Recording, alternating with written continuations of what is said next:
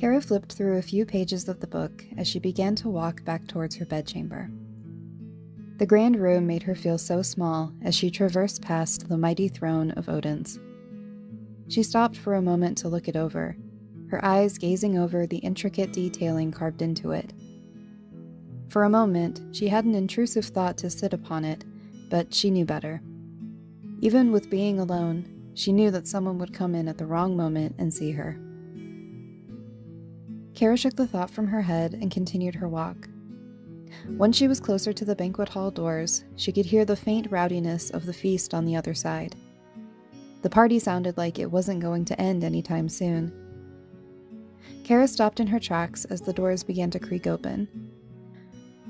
The two guards standing by on the inside held them open as Odin, Thor, and Loki exited the room.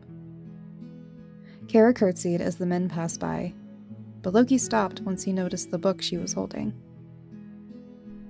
"May I?" he asked as he held out his hand. Kara quietly obeyed, and Loki flipped through the pages. "Her Majesty mentioned you read this quite a bit," Kara said, trying to fill the void of silence.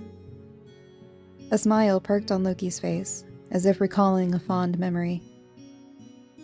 "Mother and I used to read together frequently when I was young." He stopped in the middle of the book on the piece he was searching for. Handing it back to Kara, she saw that the passage was entitled Sonnet 18 by W. Shakespeare. "This is a good one to start with," Loki said. Kara smiled at the prince, the intimidation for him beginning to subside. She could start to feel a warm and welcoming presence about him. "Thank you, Saya. I look forward to reading it," Kara said brightly. She bowed her head and began her course again. Loki stopped her before she got too far. "Would you like me to escort you, my lady?" he asked in a bit of a low voice. Kara was taken aback by his request. "That is very kind of you, my prince. But won't your father and brother notice that you're gone?" A sly smile crept across Loki's face. "Oh, I don't think they'll miss me." He nodded over towards them, making Kara follow his gaze. She saw a copy of Loki walking alongside Thor, as if he had never stopped to talk to Kara. She couldn't help but look back at Loki, and then at the copy again, baffled seeing two of them in the same area. Even after reading about him over and over again, she had no idea the true extent of his powers, but she immediately desired to know more. Loki extended out his arm for her to take, but Kara was hesitant for a moment. He couldn't help but chuckle. "Don't worry, I don't bite," he joked. Kara relaxed a bit and placed her right hand in the crook of his elbow, her left hand holding the book, with her pinky finger bookmarking the page he suggested. The pair walked in silence throughout the hallways. Kara didn't know what to say, or if she should say anything. "I understand you have just arrived earlier today, but I trust you're enjoying yourself," Loki said, almost making Kara jump in the break in stillness. "Oh, yes, I do, my prince. I appreciate it greatly to be here, attending to the Queen. I just didn't expect she would think someone like me could have any potential to be in a role like this." "Well, if Mother chose you for a reason, there must be a good one. She always has good feelings about people who turn out to be very important." Kara smiled at that, but the doubt in her mind made that disappear as fast as it came. "Or maybe she just felt pity," she muttered. "What was that, my dear?" Loki asked again, raising an eyebrow. Nothing, Your Highness. Nothing," Kara said, worried she messed up again, but hoping she covered herself. Loki knew she was hiding something, but decided not to press on it. "I understand this is a big change, but I'm sure you'll feel very comfortable here," he said, placing his hand on hers. Kara's heart felt the equivalent to a hummingbird's. They finally reached her door, and she was relieved, knowing salvation was just a few more feet away. Kara thanked Loki for walking with her, the prince replying with a sweet smile and a gentle kiss on the back of her hand. She felt her cheeks grow warm as they began to glow a rosy shade. After saying their goodnights, Kara slipped through the door, placing her back to it once it was closed. Taking a few deep breaths to steady herself, she finally made her way towards her bed, her stomach still rocking with excitement.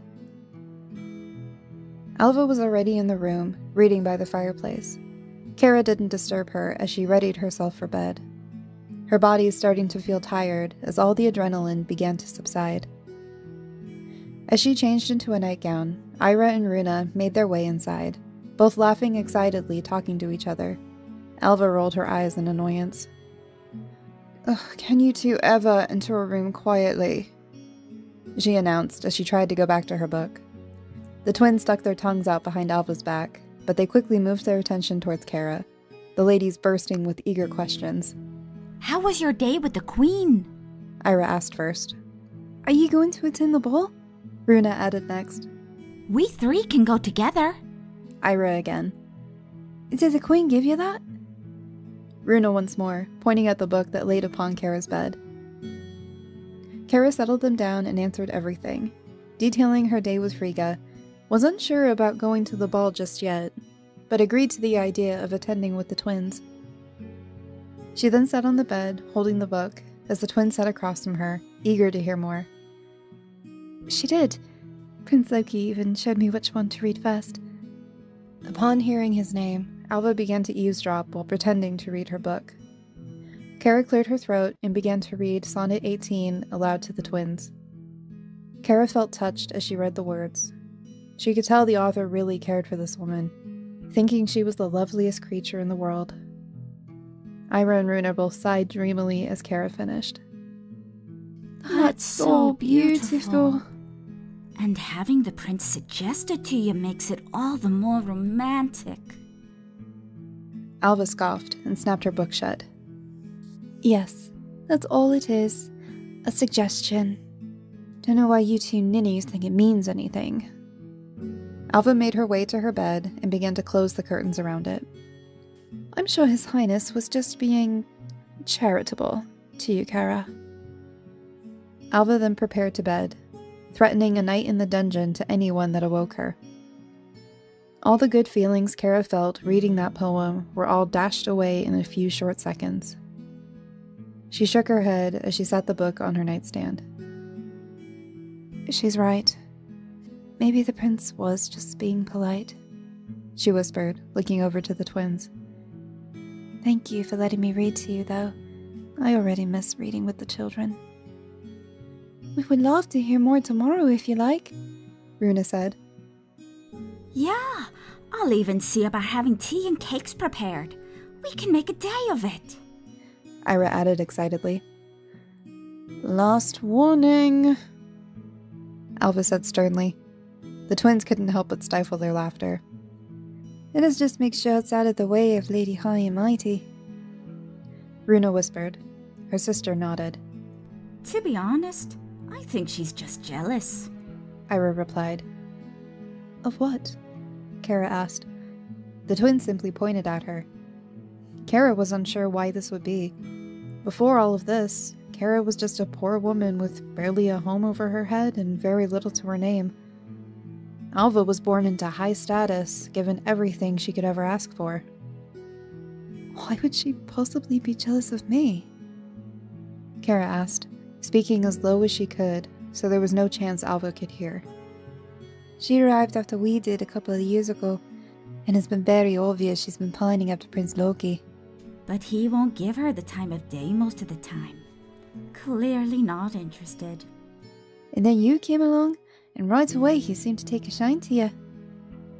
Kara let out a breath in disbelief, and then shook her head at the notion. "I'm sure he was just being polite. Besides, what prince wants to associate with a lady-in-waiting? Much less so one like me." Kara knew it was silly to get her hopes up over a fairy tale. She gave the twins a hug and bid them both good night. Kara laid on her side. Her bed was nearest the fireplace, so she watched the flames dance, and the sound of the crackling wood was soothing, as it soon helped her relax and fall into a peaceful sleep. Loki made his way down the various hallways, trying to catch up back with Odin and Thor. He hadn't been this far away from a clone illusion before, so he was uncertain if it was still holding its shape. To his surprise, it was still standing next to Thor as their father bid them goodnight. As the door to his bedchamber shut, Loki stealthily stepped into place of the duplicate, making it dissipate into thin air. So, how was your little stroll, brother? Thor asked with a knowing smirk. Loki tried to play innocent. What do you mean? I was with you and father all the time. Thor chuckled at Loki's weak lie.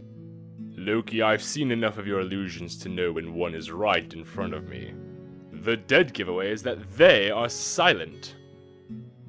Thor gave Loki a playful nudge in the arm and then draped his arm over Loki's shoulder, pulling him in close as the pair walked towards the balcony off the side of the throne room, overlooking one of the vast gardens.